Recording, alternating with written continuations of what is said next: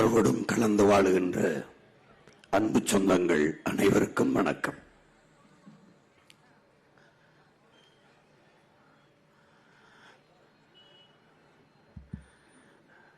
ஒரு மகத்தான கனவை சுமந்து கொண்டு உங்கள் பிள்ளைகள் பெருந்தூரம் பயணித்து வருகிறோம். 15 ஆண்டுகளாக என் அன்னை நிலம் முழுமைக்கும் அலைந்து திரிகிறோம். ஆகச் சிறந்த கருத்தை இந்த மண்ணிலே விதைத்து ஒரு கருத்தியல் புரட்சியின் மூலமாக இந்த நிலத்தில் நிலவுகிற இந்த தீய கொடிய அரசியல் ஆட்சி முறையை அகற்றி ஒரு தூய ஆட்சியை, தமிழர் அறம் சார்ந்த ஆட்சியை, எங்கள் முன்னவர்கள் எங்கள் மன்னவர்கள்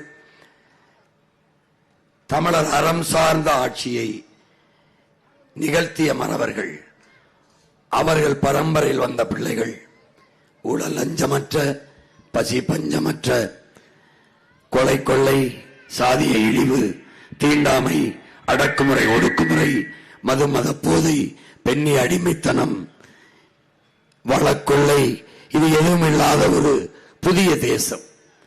அதனால்தான் புதிய ஒரு தேசம் செய்வோம், மக்கள் புரட்சியால் அதை உறுதி செய்வோம் என்ற முழக்கத்தை முன்வைத்து உங்கள் பிள்ளைகள் இந்த பணியை செய்து வருகிறோம்.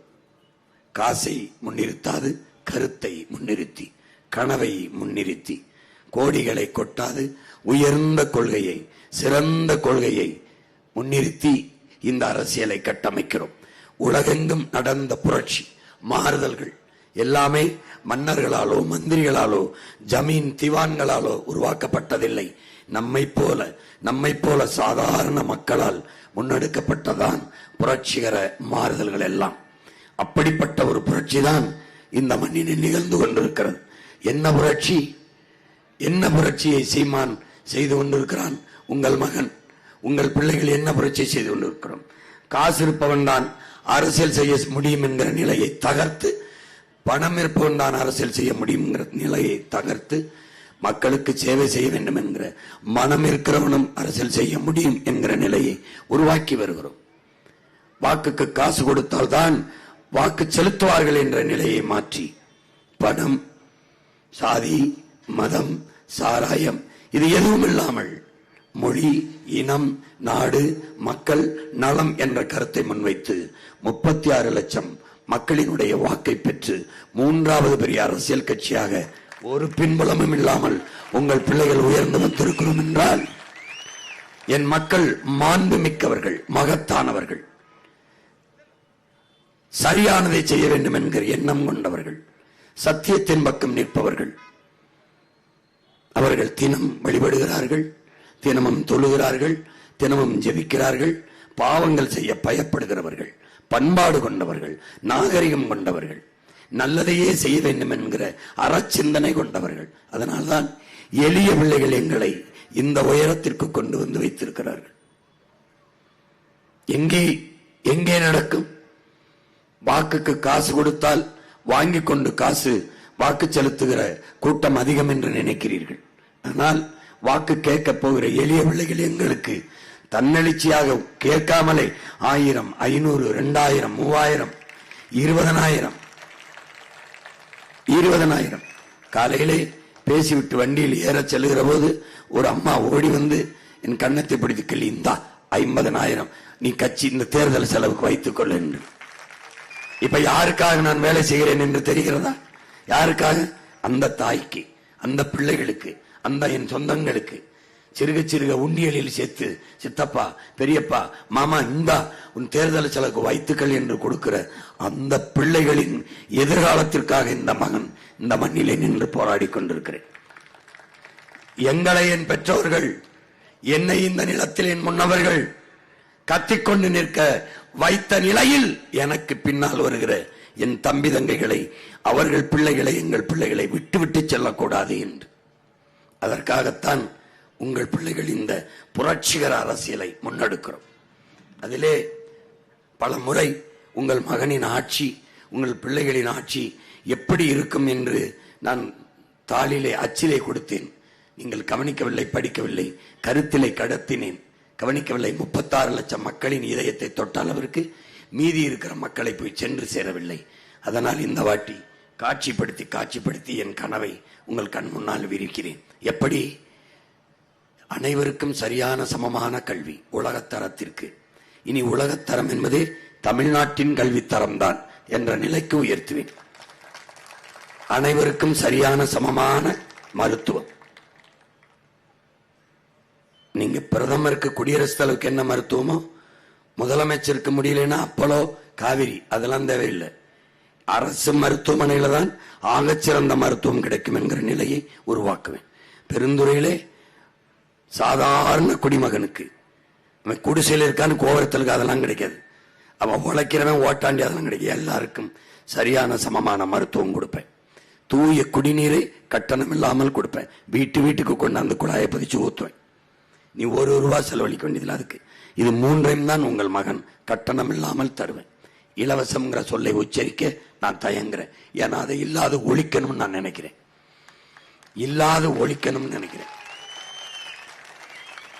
ஆறுதலால் காயங்கள் ஆறுவதில்லை, அழுவதனால் இதையும் அடைய முடியாது. தூறல்களால் பயிர்கள் விளையாது. என் தேசத்தை நாசமாக்கிய ஒரே சொல் இலவசம்ங்கிறாரு தவத்திரு குன்றக்குடி அடிகளார் ஐயா. அந்த சொல்லே இல்லாத ஒழிப்பேன் மகன். வேலை இல்லை என்ற சொல்லே இந்த நிலத்தில் எவனும் உச்சரிக்க மாட்டான். பசி, அந்த வார்த்தையை அழிப்பேன். வறுமை, ஏழ்மை இல்லாத ஒழிப்பேன். படித்தவன் படிக்காதவன் அனைவருக்கும் அரசு வேலை கொடுப்பேன். எங்க? பெருந்துறையிலே கொடுப்பேன். உன் வாழ்விடத்திலே அங்கே தருவேன். நீ எங்கேயும் போனதில்லை.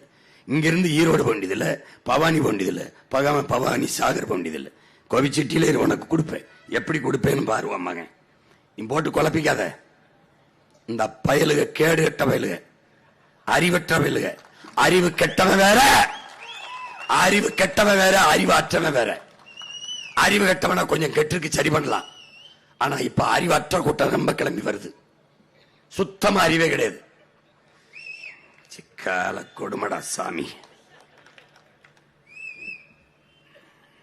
என் பாட்டன் போய் கேட்டேன் முருகன்ட்ட. நான் உன்னை சொல்லிட்டு தானே போறேன். இப்ப ஏன் உன் பேரை என்னை வெல்ல வைக்காம இந்த நாட்டு மக்களுக்கு நீ என்ன நல்லதை செஞ்சிருவாயின்னு கேட்டேன். அவர்கிட்ட ஒன்றும் பதில் இல்லை. அதனால என்ன முடிவு பண்ணிருப்பான்? இவனை வெல்ல வச்சிருவோன்னு முடிவு பண்ணிருப்பான். இப்போ என் அன்பு பெற்றோர்களே, என் தாய் தந்தையரே, என் உயிருக்கு மேலாக நான் நேசிக்கிற என் உடன் பிறந்தார்களே, நிலத்தையும் வளத்தையும் சீரழிக்கிற, கெடுக்கிற தொழிற்சாலை நச்சாலைகளை எடுத்துறோம். அதுலதான் வேலை இருக்கு, அதுலதான் வளர்ச்சி இருக்குன்னு நினைச்சுன்னா நீ என்னை விட்டு. புரியுதா? என் தாயின் மடியில எந்த நஞ்சையும் நான் கலக்க விட மாட்டேன். ஆனால் நீரும் நஞ்சாகாது, நிலமும் கெடாது, காற்றும் கெடாத தொழிற்சாலைகளை நிறுவி உன் வாழ்விடத்திலே உனக்கு அரசு வேலையை கொடுத்து கொண்டே வருவேன். இங்க பாரு, இந்த ஆலைகளை இங்க பாரு, புவி வெப்பமாகிறதுக்கு காரணமே இந்த ஆலைகள் பன்னெடுங்காலமாக பூமிக்குள் புதைந்த எரிபொருள்கள், மீத்தேன், நிலக்கரி, இது மாதிரி எரிபொருளை எடுக்கிறது. அதுக்கப்புறம் கார், இந்த வாகனங்கள் வெளியிடுகிற நச்சு புகை, இதெல்லாம் சேர்ந்துதான் பூமியிலிருந்து சரியா 15-20 கிலோமீட்டர்ல ஒரு கருப்பு படலமா படர்ந்துக்கிறதுங்கிறான்.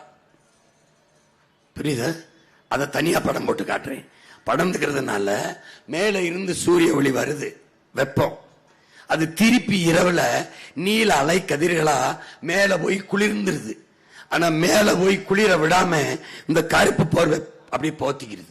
அதனால கீழே வந்த வெப்பம் மேல போகாம பூமியில நிக்கிறதுனால புவி சூடாயிருது. அதனால என்ன சிம்மன், சூடாயிட்டா எல்லாம் அழிஞ்சு போயிடும். இப்படி அழிஞ்சு போயிடும். புவி வெப்பமாகுதுன்னா மேல அடுப்பை வச்சு கீழே உலைய வச்சு பானையை வச்சு கீழே நெருப்பு எரிக்கும் போது எப்படி உலை பொங்குதோ அப்படி கடல் பொங்கிரும். கடல் பொங்குச்சுன்னா, பொங்கி மேல வந்துச்சுன்னா 70 விழுக்காடு கடல் தான், 30 விழுக்காடு தான் நிலம். அதுல 10 விழுக்காடு காடு மலை, மீதி 20 விழுக்காடு தான். அவன் பொங்கி வந்தான்னா தரையிலிருந்து 3 கிலோமீட்டருக்கு தண்ணி தான் இருக்குங்கிறான். அந்த நிலம் வரணும்னா என்னை வர வேணாம்னா என்னை பிடிச்சுக்க, வரணும்னா விட்டு. வரணும்னா விட்டு. இதையெல்லாம் இந்த மத்த ஆளுங்க இருக்காங்களே தெரியாது. இதை கேள்வி கேட்டீங்கன்னா ஓட்டுக்கு கூட 5000 தருவேன்னு சொல்லுவானே ஒழிய இதெல்லாம். இப்ப நம்ம பார்ப்போம், நம்ம மண்ணில் பெருந்துறை சிப்காடு. இந்த சிப்காடு தொழிற்சாலையில என்ன தயாரிக்கப்படுது? பெருந்துறைக்கார யாராவது சொல்லுங்க. இந்த முதலாளியவன் அது இல்ல, உனக்கு சாய கழிவு வெளியில வருது பாக்குற, உள்ள என்ன தயாரிக்கப்படுது தெரியாது. புரியுதா?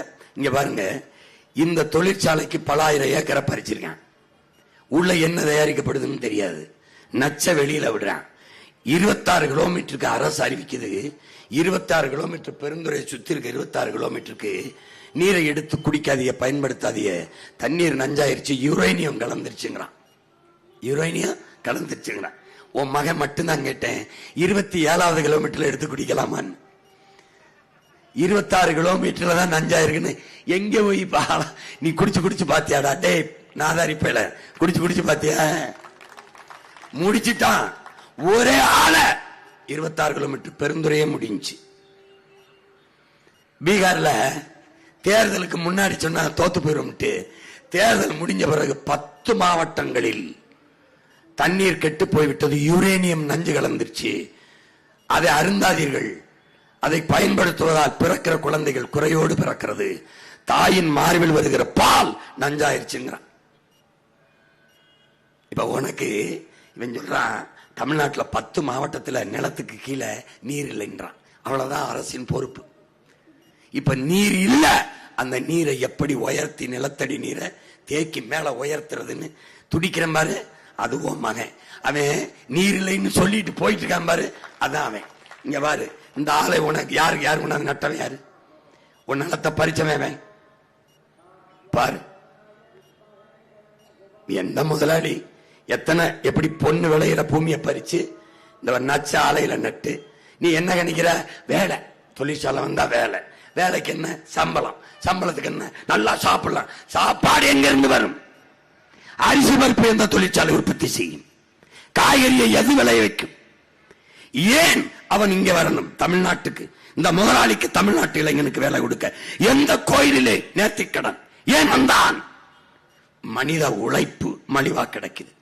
நிலம் எவ்வளவு வேணாலும் இந்த ஆட்சியாளர்கள் தரகு புரோக்கர் தலைவர்கள் பறித்து கொடுக்கிறார்கள். நிலத்தடி நீரை எவ்வளவு வேணாலும் உறிஞ்சிக் கொள்ளலாம். தடையற்ற மின்சாரம் தருகிறோம், ஒப்பந்தம் போடுகிறார்கள். இவர்கள் தலைவர்கள் அல்ல என் பெற்றோர்களே, தரகர்கள், புரோக்கர்கள். முதலமைச்சர் என்பவன் அகில இந்திய புரோக்கர், பிரைம் மினிஸ்டர் என்பவர் அகில உலக புரோக்கர், தரகர், இன்டர்நேஷனல் புரோக்கர். இல்லைன்னு சொல்லு பாப்போம். பாரு, உனக்கு வேலை கிடைக்குது, சம்பளம் கிடைக்குது. அரிசி எங்க கிடைக்கும்? எங்க அப்பன் விவசாயி தான் கொடுக்கணும். எவன் கொடுப்பான் உனக்கு? எங்க இருந்து வரும்? அது நிலத்துல இருந்தா வரணும். அந்த நிலத்தை பறிச்சுட்டா என்னத்தை சாப்பிடுவ? வெளியில வர சாய கழிவை ஒரு கோலை குடிச்சு போவியா? என்ன செய்வ? தண்ணியை குடிக்கலாம், அதுவும் விஷமாயிருச்சு.